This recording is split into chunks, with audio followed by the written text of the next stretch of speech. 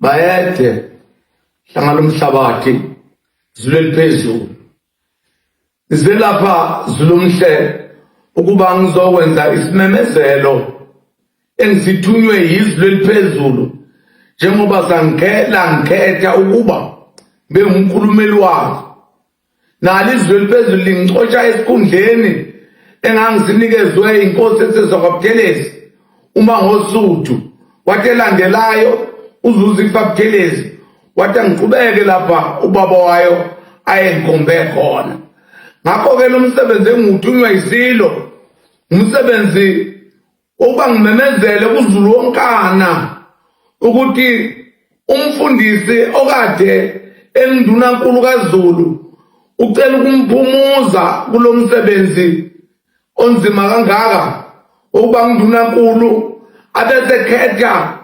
inkosi uChiliza ukuba kube yiyona esizoba ngidunankulu kaZulu yena aqhubeke nomsebenzi kahulumeni njengoba ewuphethe. Lento ukuthi bafowethu uma uhlanya la khomba ugongolo ehlweni lalokhu kubelesele uhlanya ngokundalo yakithi nokukhulisa kwethu kwelakithi kwaZulu uhlanya makuhlangana nawe alukunikeze ngisho into ephilayo emthwaleni walo. Uma ngabe umntwana onesibusiso nonenhlanhla umntwana onebhadi oxovayo obonda izwe onamaqhinga uthi yonke into yakhe inamaqhinga uyofana nothula sizwe signi bani walento le ngiyake ngibopha phela lamasimba lawa afika into yakhona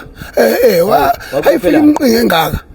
ayifika imqhinga engaka yamaphepha wayesehlulekile athi wayezama ukungibulala wazama mhlambe more than 3 times ukungibulala namanje angifuni uyangihalela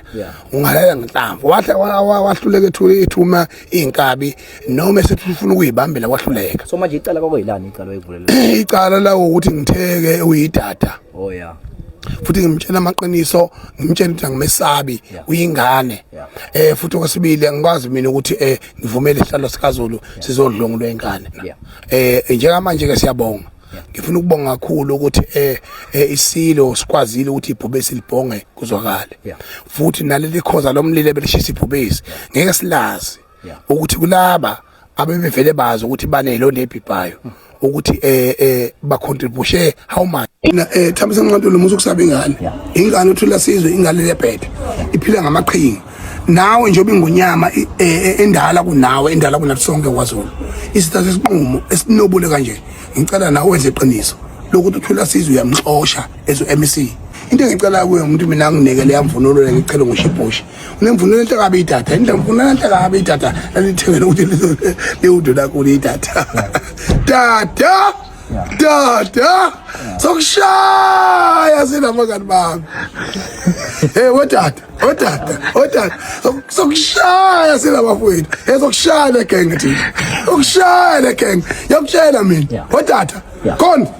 yebo uyinja uyidada lingamanyala ene-corruption enemeta enedlungulayo nontuli akakhiphe njengamanje esihlalweni sakho sokuba u-MEC of Cocta KwaZulu Natal uthatha iposition yakho uyenza ibe ngabove isilo unelungelo elingakanani lokunikeza amakhosi imoto dadandini uwayenza umsebenzi ongabe wenziwa isilo engabe udeclare isilo futhi okwesibili iprotocol ne-procedure oyisebenzisileyo ithini umphuca amakhosi amandla